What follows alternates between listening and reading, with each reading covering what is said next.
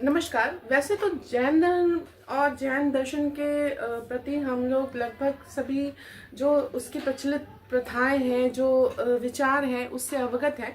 लेकिन कुछ जो सामान्यतः प्रश्न पूछे जाते हैं, जो उनके ज्ञान मीमांसा, तत्व मीमांसा, आचार मीमांसा से प्रश्न आते हैं, या उसके अनुसार अगर हम जैन दर्शन के अनुसार मुक्त कैसे होते हैं, या हमारे विचार कैसे होते हैं, किस चीज़ को हम प्रमाणिक मानते हैं, और किसी चीज़ के प्रति हम क्या हमें विचारधारा बनानी चाहिए, अगर हम इसकी चर्चा करें तो ये महत्वपूर्ण प्रश्न है। क्योंकि जब तक हम किसी दर्शन के मूलभूत तत्वों को नहीं जानेंगे, तब तक हम उसकी व्याख्या सही रूप से नहीं कर सकते। तो जैन दर्शन जो कि स्यादवाद से बहुत ज़्यादा प्रभावित है, स्यादवाद में किसी चीज़ के अनंत पक्ष माने गए और हम उसको पूर्णतः परिभाषित नहीं कर सकते। तो स्यादवादी विचारधारा के अनुसार न तो ये किसी चीज का विरोध करता है, न पूर्णतः एक्सेप्ट करता है। जैन दर्शन मानता है कि जैसे कि ईश्वरीय सत्ता की मानने की बात है, तो इस यूनिवर्स को, इस ब्रह्मांड को न किसी ने रचा है, न कोई इसका पालन करता है, न कोई इसका संहार करता है। ये अनवरत चलती आ रही है और मनुष्य अपने कर्मों के द्वारा अपने विभिन्न योनियों में, जैसे मनुष्य है, जानवर है, स्वर्ग है, नर्क है, इसको भोगता है। तो ये जो मुख्य इसकी विचारधारा है वो किसी का पूर्णतः विरोध नहीं करती। और सबसे बड़ा इसका जो आधारशिला है वह है अहिंसा। अहिंसा सबसे मुख्य इसमें आपका तत्व है। इस धर्म के लोग, आपने देखा होगा उनकी जो वेशभूषा है और जो उनके विचार हैं, उनकी जो परिकल्पनाएं हैं, वो एकदम मनुष्य को, और साथ ही साथ इसमें जैसे पेड़ पौधे हैं, इनको भी चैतन्य रूप से माना गया है। तो हम श्वसन लेते हैं तो उसमें भी हमारे अंदर बहुत सारे जीव चले जा रहे हैं। तो बहुत ही मतलब कह सकते हैं सेंसिटिव इसका दर्शन, बहुत ही मानवतावादी दर्शन आप कह सकते हैं। और ये मानव को ही एक तरह से महत्व देता है इस प्रकार कि वह एक ज्ञान के मार्ग जो होता है, ज्ञान का मार्ग जो होता है बोध, उसके अनुसार वो सही और गलत के बीच में डिफरेंस कर सकता है और सही पथ पर चल के अपने परम लक्ष्य, जो कि मोक्ष या आप उसको निर्वाण कह सकते हैं, उसको प्राप्त करता है। तो जैन दर्शन की अगर हम परिकल्पना के बारे में चर्चा करें तो जैन दर्शन को एक और नाम से जानते हैं, अहर्त दर्शन भी कहीं कहीं इसका नाम आता है।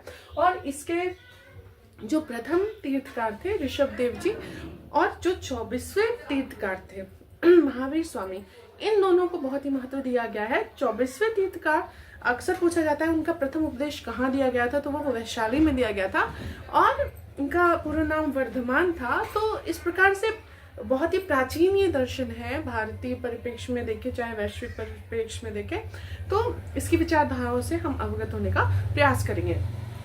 इसमें कर्म को कितने प्रकार से माना गया है, जो मुख्य ज्यादातर नहीं देखने को मिलता, उन की पॉइंट्स को हमने यहाँ पे रखने का प्रयास किया है। तो यहाँ पे कर्म को 8 प्रकार का माना गया है। अगर 2 भागों में बांटे तो ये 2 प्रकार का होता है, घातकीय और अघातकीय। घातकीय में आपका ज्ञान वर्णीय, दर्शन वर्णीय, अंतराय और मोहनीय, ये 4 आपके घातकीय है जो पहले नष्ट होते हैं। और जो अघातकीय है आयुष, नाम, गोत्र, वेदनी, ये आपके अघातकीय कर्म है। कुल 8 कर्मों की यहाँ पर बात कही गई है। इसके बाद ज्ञान यहाँ पर 5 प्रकार का माना गया है। ज्ञान को यहाँ पे मति, श्रुति, अवधि, मन पर्याय और कैवल्य 5 प्रकार का माना गया है। और अगर ज्ञान प्राप्ति का मार्ग बोले तो यहाँ ज्ञान प्राप्ति का मार्ग जो है वो है बोध। यहाँ पे इस जैन दर्शन में ज्ञान प्राप्ति के मार्ग को बोध के द्वारा ही ज्ञान को प्राप्त किया जा सकता है। इसमें परस्पर ग्रहो जीवनम का सूत्र भी है और अहिंसावादी, पूर्णतः अहिंसावादी ये दर्शन माना जाता है। ब्रह्मांड में 6 तत्वों की बात की गई है आपका जीव, पुद्गल, धर्म, अधर्म, आकाश और काल। जीव, और ये जो सेकंड टर्म है आपका अजीव, ये सारे अजीव है। तो जीव में मुक्त और बद्ध, यहाँ पे मुक्त जो आपके तीर्थकार हैं या जो जैन दर्शनावलंबी है, और बद्ध जो यहाँ पे अपने कर्मों द्वारा बंधे हुए हैं, उनकी बात की गई है। पुद्गल, अणु और स्कंद 2 प्रकार के होते हैं, ये सब अजीव में आते हैं। धर्म गति सिद्धांत पे आधारित है, अधर्म अगति सिद्धांत पे आधारित है, आकाश अर्थात स्थान, काल अर्थात समय। अर्थात हमारा ब्रह्मांड 6 तत्वों से बना है। न तो किसी ने इसकी रचना की है, न तो इसका विनाश होता है, ये अपना अनवरत चलता रहता है और हम अपने कर्म से बनके ही, कर्मों के कारण ही अपनी गति को प्राप्त करते हैं।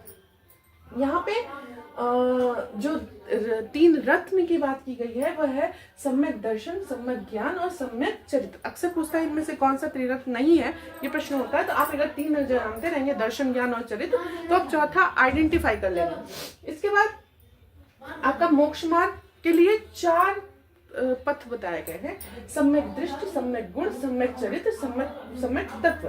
ध्यान रखिएगा, मोक्ष मार्ग के लिए 4 मार्ग अलग है, त्रिरत्न आपका अलग है। इसके अलावा जो मोक्ष के 2 स्थितियां हैं, एक अरहिंत, दूसरा सिद्ध।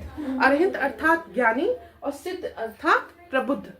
तो जो गुण बताए गए यहाँ, चैतन्य, सुख और वीर्य, जो यहाँ पे गुण है, त्रिगुण की बात की गई है, चैतन्य, सुख और वीर्य, यहाँ पे 3 गुण माने गए हैं जैन दर्शन में।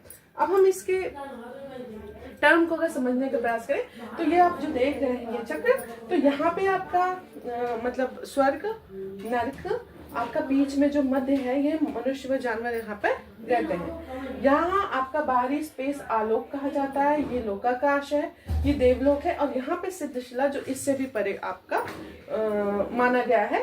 तो एक बहुत ही सामाजिक विचारों को सम्मिलित करते हुए एक ज्ञान की, ज्ञानात्मक, बोधात्मक और आप कह सकते हैं चिंतन स्तर का यहाँ पर एक दर्शन है। बहुत ही ज्यादा गूढ़ दर्शन है, इसको हमें समझने का यहाँ पर प्रयास करना चाहिए।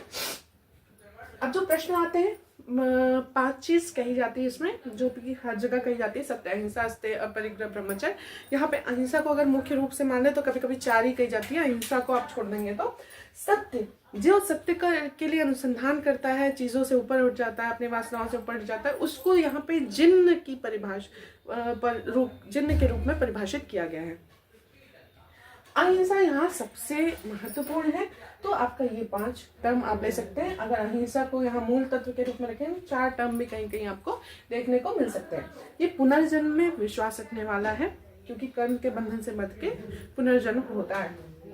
यहाँ पे जो मत है ये वैरागी मत भी कहा जाता है, ये भी प्रश्न आ चुका है। वैरागी मत ये माना जाता है, व्यक्तिवादी इसमें सिद्धांत दिया गया है, और इसमें पौधों को भी चैतन्य रूप से माना गया, जैसे कि मैंने आपको पहले बताया। यहाँ पे ज्ञान को क्या कहा गया, ज्ञान सापेक्ष है, अर्थात सापेक्ष किसी चीज से प्रभावित होने वाला, निरपेक्ष मतलब इंडिपेंडेंट, सापेक्ष अर्थात डिपेंडेंट है, जिस चीज से प्रभावित होकर ज्ञान का स्वरूप बदलता रहता है, ज्ञान स्थायी नहीं है, तो ज्ञान को यहाँ सापेक्ष माना गया है।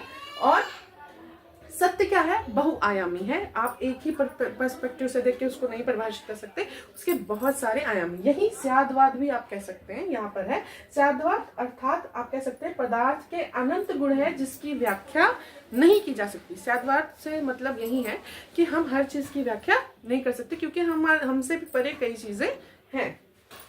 ज्ञान का मार्ग बोध बनाया गया, यहाँ इसका सबसे बड़ा मंत्र नमोकार मंत्र है, और परस्पर ग्रहो जीवनम यहाँ इसका सिद्धांत है।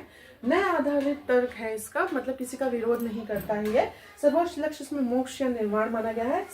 इस अर्थात मोक्ष 2 प्रकार के हम माने गए। सर्वज्ञता की स्थिति होती है जिसमें दैहिक, जिसमें जैसे आपने संलेखना सुना होगा कि धीरे धीरे खाना पीना सब छोड़ते छोड़ते छोड़ते मृत्यु को प्राप्त हो जाते हैं, और आध्यात्मिक जिसमें सत्य, तप, अहिंसा सारे नियमों को मान के आध्यात्मिक रूप से भी मोक्ष की यहाँ पे बात की गई है। आत्मज्ञान का मार्ग जीवन हानियों को कम करता है। आत्मज्ञान को और अपने स्व को जानना यहाँ पे बहुत ही महत्वपूर्ण माना गया है। प्रमाण यहाँ 3 प्रकार के हैं, प्रत्यक्ष, अनुमान और शब्द, जिसमें प्रत्यक्ष प्रमाण को सबसे ज्यादा यहाँ पर आपका एक तरह से कह सकते हैं कि महत्व दिया गया है। इसमें बहुत सारे त्योहार मनाए जाते हैं, जिसमें आपकी दीपावली हुई, अक्षय तृतीया जो हमारे हिंदू त्योहार है, इसको भी इसमें सम्मिलित किया गया। इसके नाम पर्युषणा, लक्षणा, अष्टानिका, महावीर जन्म, कल्याणकम, ये सारे त्योहार इसमें मनाए जाते हैं। और स्यादवाद जैसे मैंने आपसे कहा, उसके जिसमें सापेक्षता, अनेकांत गुण और बहुतत्ववाद की बात की गई है, अर्थात पदार्थ के अनंत गुण हैं, सबकी व्याख्या नहीं की जा सकती है। तो क्रोध, लोभ, मोह, इन 4 चीज़ों से हमको दूर रहना है। और यहाँ पे जो भाषा है तो ज़्यादातर प्राकृत और कुछ चीज़ें यहाँ पे संस्कृत में भी रचित है। तो तत्वार्थ सूत्र इसका बहुत महत्वपूर्ण आपका पुस्तक जो लिखी गई है उमा स्वाति के द्वारा, तो यहाँ पे इसको बहुत महत्व दिया गया है। मतलब आप मातृभाषा या प्राकृत भाषा जो है उसको भी यहाँ पे मीडियम रखा गया है।